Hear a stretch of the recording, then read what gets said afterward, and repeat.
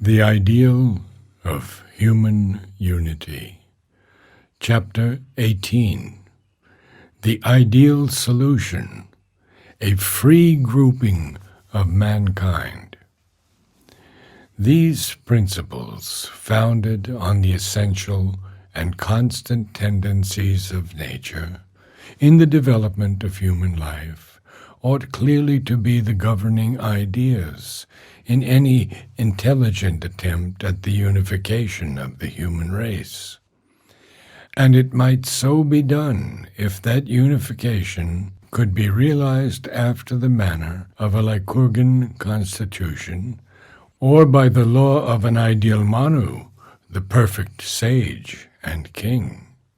attempted as it will be,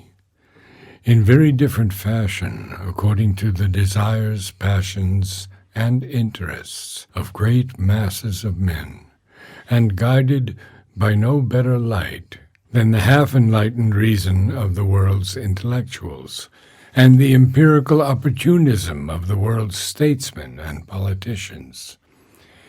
It is likely to be done by a succession of confused experiments, recoils and returns, resistances and persistences.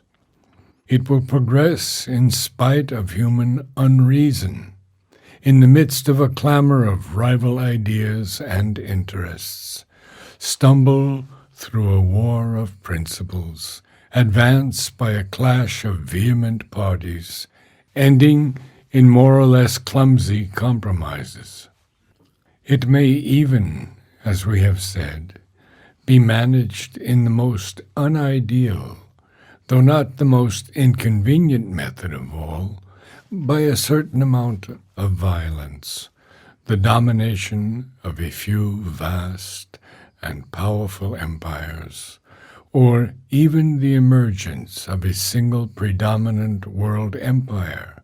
a king-state that will be accepted or will impose itself as the arbiter, if not the ruler, of mankind. Not any intelligent principle, but necessity and convenience, not urgent light, but urgent power, is likely to be the effective force in any political, administrative, and economic unification of the race. Still, though the ideal may not be immediately practicable, it is that to which our action ought more and more to move. And if the best method cannot always be employed, it is well to know the best method,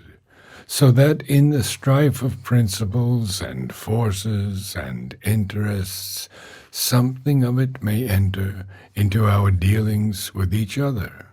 and mitigate the errors, stumblings, and sufferings,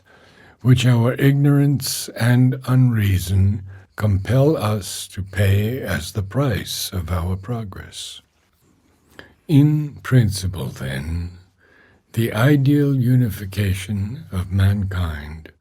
would be a system in which, as the first rule of common and harmonious life, the human peoples would be allowed to form their own groupings, according to their natural divisions of locality, race, culture, economic convenience, and not according to the more violent accidents of history or the egoistic will of powerful nations, whose policy it must always be to compel the smaller or less timely organized to serve their interests as dependents or obey their commands as subjects.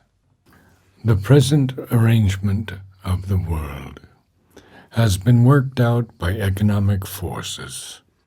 by political diplomacies, treaties, and purchases,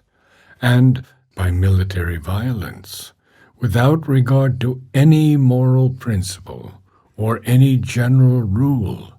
of the good of mankind. It has served roughly certain ends of the world force in its development, and helped, at much cost of bloodshed, suffering, cruelty, oppression, and revolt, to bring humanity more together.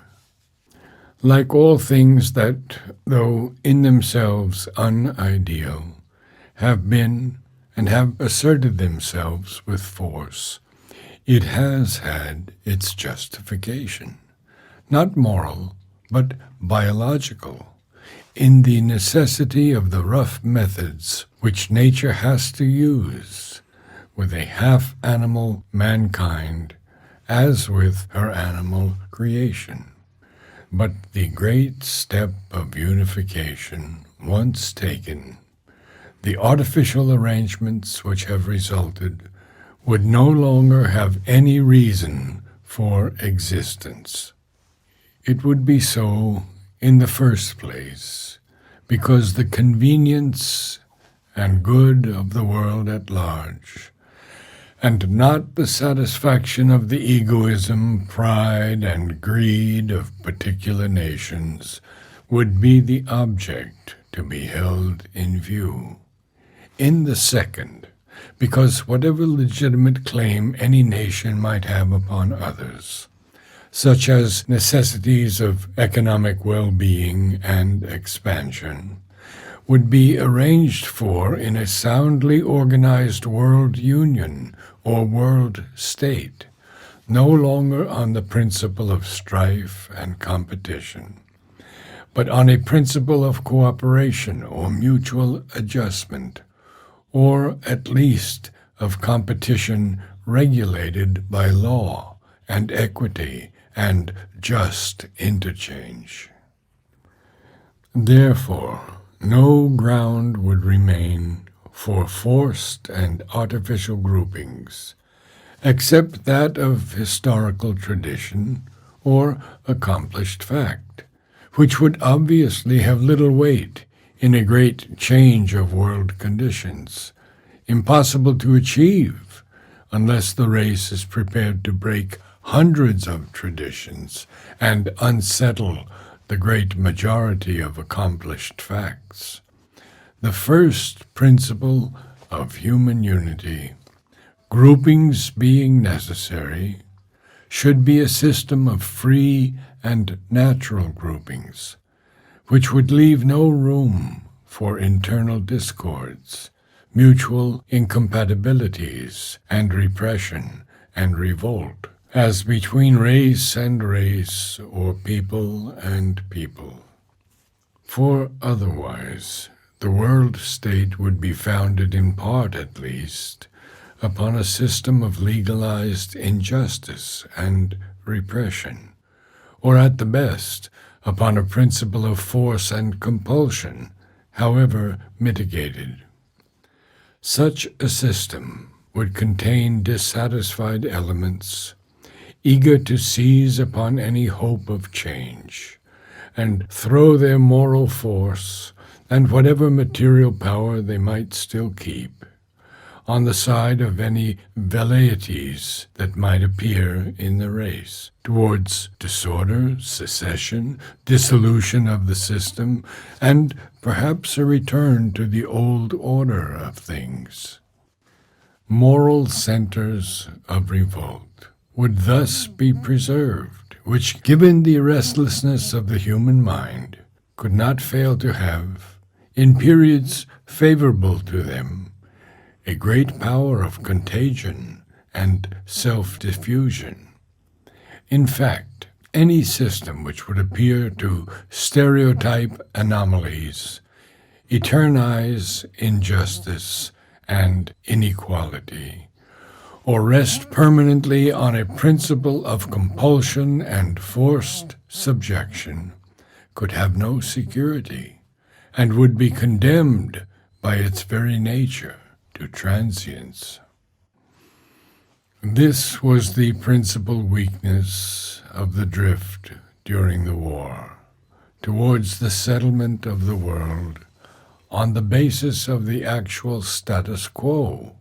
that followed the recent world convulsion. Such a settlement must have had the vice of fixing conditions which in their nature must be transient. It would mean not only the rule of this or that nation over dissatisfied foreign minorities, but the supremacy of Europe over most of Asia and all Africa. A league or incipient unity of the nations would be equivalent under such conditions to the control of the enormous mass of mankind by an oligarchy of a few white races. Such could not be the principle of a long-enduring settlement of the world, for then one of two alternatives would be inevitable. The new system would have to support by law and force the existing condition of things and resist any attempt at radical change. But this would lead to an unnatural suppression of great natural and moral forces, and in the end a tremendous disorder, perhaps a world-shattering explosion. Or else some general legislative authority and means of change would have to be established, by which the judgment and sentiment of mankind would be able to prevail over imperialistic egoisms, and which would enable the European, Asiatic, and African peoples, now subject, to make the claims of their growing self-consciousness felt in the councils of the world. Footnote: The League of Nations started with some dim ideal of this kind, but even its first halting attempts at opposing imperial egoisms ended in secession and avoided a civil war among its members only by drawing back from its own commitments. In fact, it was never more than an instrument subservient to the policy of a few great powers. But such an authority, interfering with the egoisms of great and powerful empires, would be difficult to establish, slow to act, and not by any means at ease in its exercise of power or moral influence, or likely to be peaceful or harmonious in its deliberations. It would either reduce itself to a representative of the sentiments and interests of a ruling oligarchy of great powers, or end in such movements of secession and civil war between the states as settled the question of slavery in America. There would be only one other possible issue, that the liberal sentiments and principles, at first aroused by the war in Europe, should become settled and permanent forces of action and extend themselves to the dealings of European nations with their non-European dependencies. In other words, it must become a settled political principle with European nations to change the character of their imperialism and convert their empires as soon as might be from artificial into true psychological unities.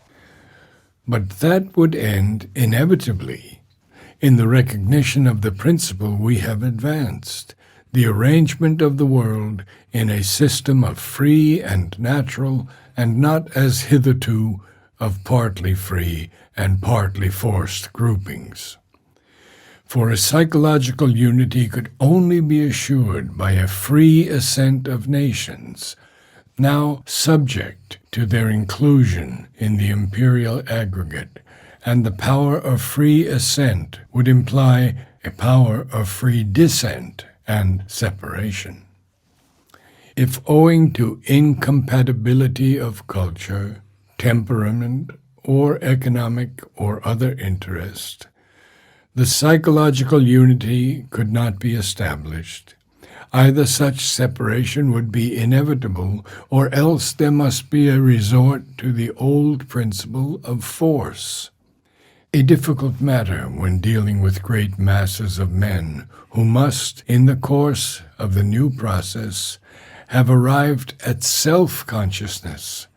and recovered their united intellectual force and vitality. Imperial unities of this kind must be admitted as a possible, but by no means an inevitable next step in human aggregation. Easier to realize than a united mankind in present conditions. But such unities could have only two rational purposes. One, as a halfway house to the unity of all the nations of the world, and an experiment in administrative and economic confederation on a large scale. The other, as a means of habituating nations of different race, traditions, color, civilization to dwell together in a common political family, as the whole human race would have to dwell in any scheme of unity which respected the principle of variation and did not compel a dead level of uniformity. The imperial heterogeneous unit has a value in nature's processes only as a means towards this greater unity, and were not maintained afterwards by some natural attraction or by some miracle of entire fusion, a thing improbable, if possible, would cease to exist once the greater unity was accomplished. On this line of development also, and indeed on any line of development, the principle of a free and natural grouping of peoples must be the eventual conclusion, the final and perfect basis. It must be so because on no other foundation could the unification of mankind be secure or sound. And it must be so because once unification is firmly accomplished and war and jealous national competition replaced by better methods of intercourse and mutual adjustment, there can be no object in maintaining any other more artificial system, and therefore both reason and convenience would compel the change. The institution of a natural system of grouping would become as much a matter of course as the administrative arrangement of a country according to its natural provinces, and it would be as much a necessity of reason or convenience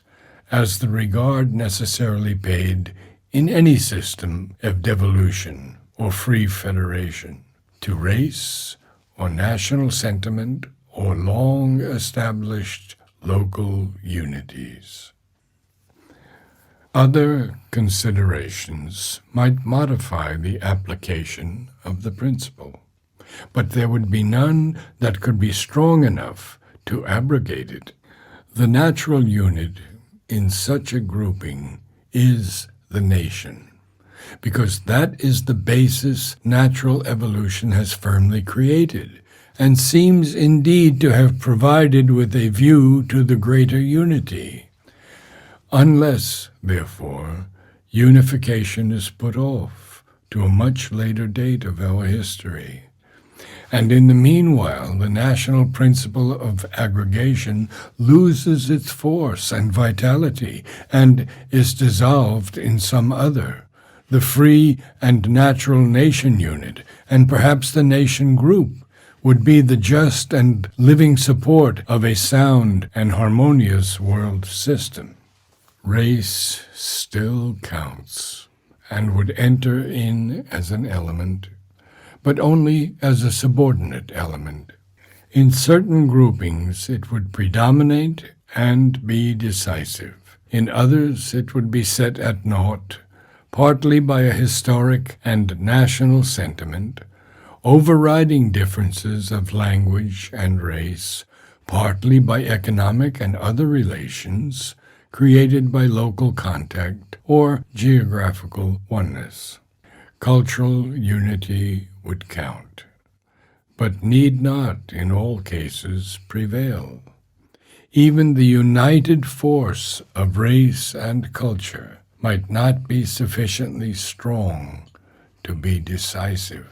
The examples of this complexity are everywhere. Switzerland belongs by language, race, and culture,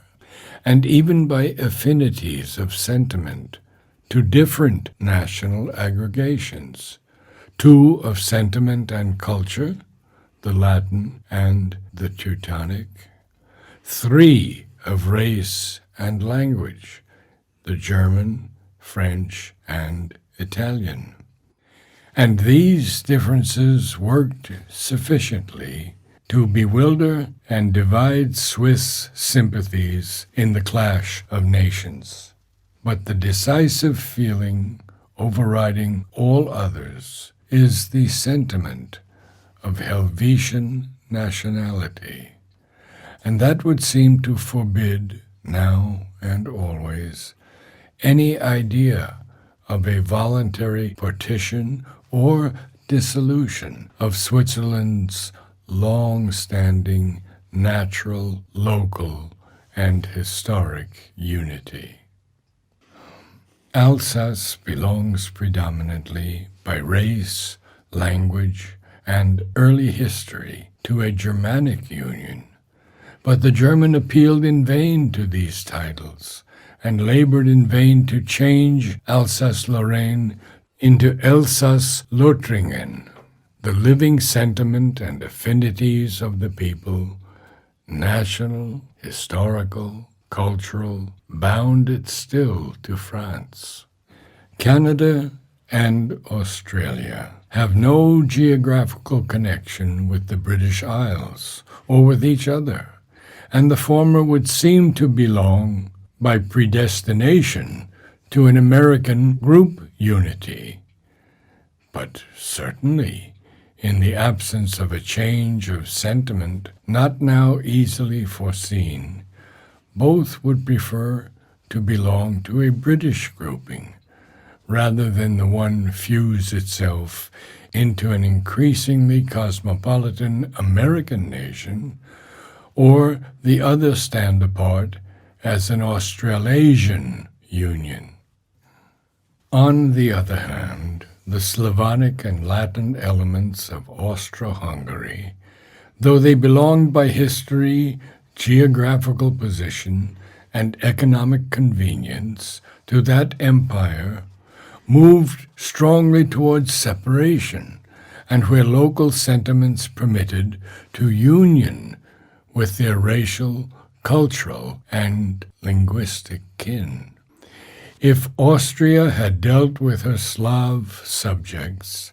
as with the Magyars, or had been able to build a national culture of her own out of her German, Slav, Magyar, and Italian elements, it would have been otherwise, and her unity would have been secure against all external or internal forces of disruption. Race, language, local relations, and economic convenience are powerful factors, but what decides must be a dominant psychological element that makes for union. To that subtler force, all others, however restless they may be, must succumb. However much they may seek for free particularist expression and self-possession within a larger unity, they must needs subordinate themselves to the more powerful attraction. For this very reason, the basic principle adopted must be a free grouping and not that of some abstract or practical rule, or principle of historic tradition, or actual status imposed upon the nations. It is easy to build up a system in the mind and propose to erect it on foundations which would be at first sight rational and convenient. At first sight, it would seem that the unity of mankind could most rationally and conveniently arrange itself upon the basis of a European grouping, an Asiatic grouping, an American grouping, with 2 or 3 subgroups in America, Latin and English-speaking, 3 in Asia, the Mongolian, Indian, and West Asian, with Muslim North Africa, perhaps, as a natural annex to the 3rd of these. 4 in Europe, the Latin, Slavonic, Teutonic, and Anglo-Celtic, the latter with the colonies that still chose to adhere to it, while Central and Southern Africa might be left to develop under present conditions, but with the more humane and progressive principles upon which the sentiment of a united humanity would insist. Certain of the actual and obvious difficulties might not be of great importance under a better system of things. We know, for instance, that nations closely connected by every apparent tie are actually divided by stronger antipathies than those more ideative and less actual, which separate them from peoples who have with them no tie of affinity. Mongolian Japan and Mongolian China are sharply divided from each other in sentiment. Arab and Turk and Persian, although one in Islamic religion and culture, would not, if their present sentiments toward each other persisted, make an entirely happy family. Scandinavian, Norway, and Sweden had everything to draw them together and perpetuate their union, except a strong, if irrational sentiment, which made the continuance of that union impossible. But these antipathies really persist only so long as there is some actual unfriendly pressure, or sense of subjugation or domination, or fear of the oppression of the individuality of one by the other. Once that is removed, they would be likely to disappear. It is notable, for instance, that since the separation of Norway and Sweden, the 3 Scandinavian states have been increasingly disposed to act together and regard themselves as a natural grouping in Europe. The long antipathy of the Irish and English nations is declining in the actuality of a juster, though still imperfect, relation between these 2 national individualities, as the antipathy of Austrian and Magyar gave way when once a just relation had been established between the 2 kingdoms. It is easily conceivable, therefore, that with a system in which the causes of hostility would disappear, natural affinities would prevail, and a grouping of the kind imagined might become more easily practicable. It is arguable also that the trend of mankind, under a great stress of tendency towards unification, would naturally move to the creation of such a symmetry. It may be that a great change and revolution in the world would powerfully and rapidly abolish all the obstacles, as the obstacles of the old regime to a uniform democratic system were abolished in France by the French Revolution. But any such arrangement would be quite impracticable, unless and until the actual sentiments of the peoples corresponded with these systems of rational convenience. The state of the world is at present far removed from any such ideal correspondence.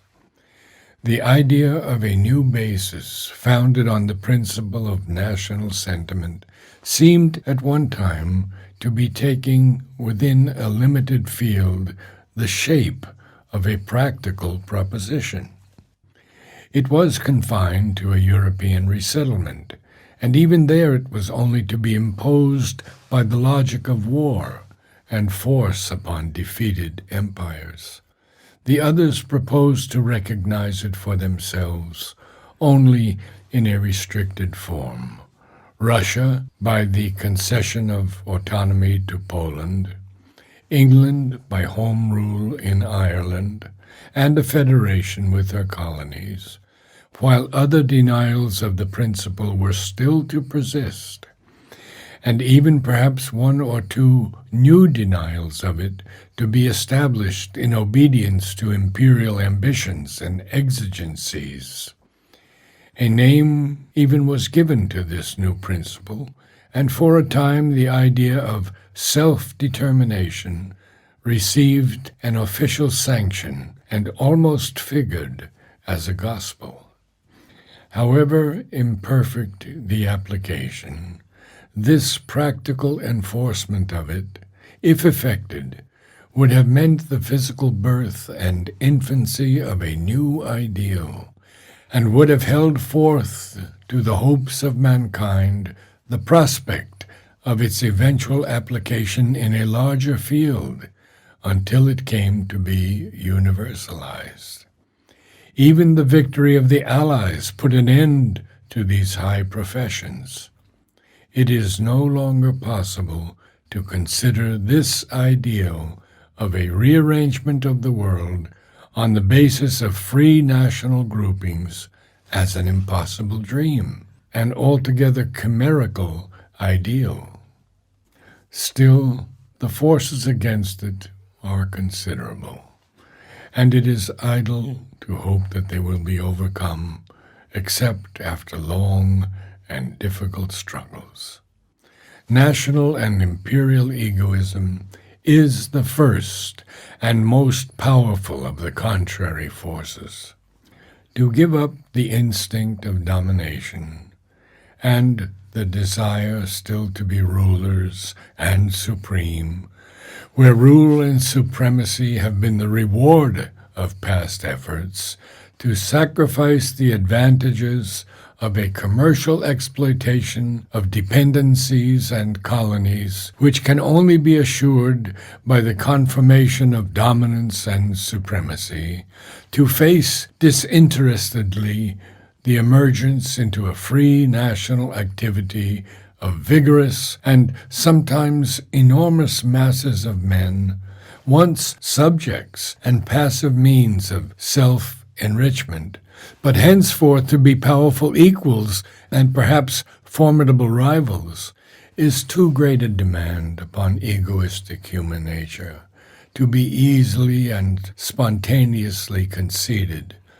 where concession is not forced upon the mind by actual necessity or the hope of some great and palpable gain that will compensate the immediate and visible loss. There is, too, the claim of Europe, not yet renounced, to hold the rest of the world in the interests of civilization, by which is meant European civilization, and to insist upon its acceptance as a condition for the admission of Asiatic races to any kind of equality or freedom. This claim, which is destined soon to lose all its force in Asia, has still a strong justification in the actual state of the African continent. For the present, let us note that it works strongly against a wider recognition of the newborn ideal, and that until the problems it raises are resolved, The settlement of the world on any such ideal principle must wait upon the evolution of new forces and the coming to a head both in Asia and Europe of yet unaccomplished spiritual, intellectual, and material revolutions. Footnote: these revolutions have now happened, and these obstacles, though not yet entirely, have faded or are fading out of existence.